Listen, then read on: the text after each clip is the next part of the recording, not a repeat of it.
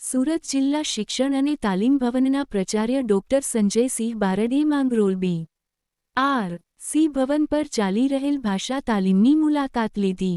માંગરોળ તાલુકાની વિવિધ શાળાઓમાં ધોરણ 6 થી 8માં ભાષા શિક્ષણ કાર્ય કરાવતા શિક્ષકો માટે શિક્ષક આવૃત્તિ આધારિત તાલીમનું આયોજન જિલ્લા શિક્ષણ અને તાલીમ ભવન સુરત દ્વારા બી.આર.સી. ભવન માંગરોળ ખાતે કરવામાં આવ્યું હતું. ધોરણ 6 થી 8ના ભાષા વિષય ભણાવતા 83 શિક્ષકોએ તાલીમ લીધી હતી. તાલીમ દરમિયાન સુરત જિલ્લા શિક્ષણ તાલીમ ભવનના પ્રાચાર્ય ડોક્ટર સંજયસિંહ બારડે શિક્ષકોની તાલીમની મુલાકાત લીધેલ હતી. તેઓની સાથે માંગરોળ બી.આર.સી. કોઓર્ડિનેટર હીરાભાઈ ભરવાડ પણ ઉપસ્થિત રહ્યા હતા. મુલાકાત દરમિયાન ડોક્ટર સંજયસિંહ બારડે પોતાના વક્તવ્યમાં શિક્ષકોએ લીધેલ આ તાલીમના જ્ઞાનને વર્ગખંડમાં બાળકો સુધી પહોંચાડે એમ જણાવેલ અને દરેકને શુભેચ્છા પાઠવેલ. રિપોર્ટ ઇમરા ખાન પઠાણ. નમસ્કાર.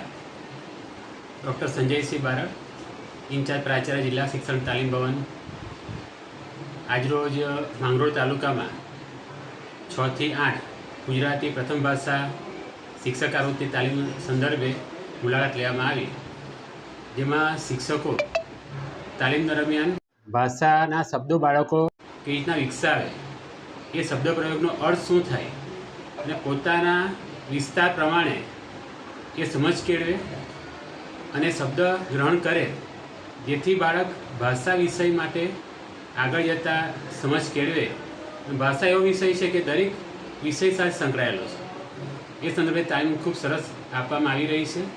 પ્રવૃત્તિની વાત કરીએ તો એ તજજ્ઞ મિત્રો છે, એ તજજ્ઞ મિત્રો દ્વારા પણ શિક્ષકો પાસે ટીમ બનાવીને પ્રવૃત્તિ કરે છે.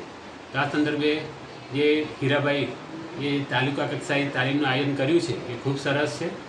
સૌ મિત્રો પોતાની કામગીરીમાં બાળકો સાથે રહીને જે તાલીમમાં શીખ્યું છે તે આયોજનપૂર્વક શાળામાં પ્રવૃત્તિ કરાવે તેવી અપેક્ષા થઈ.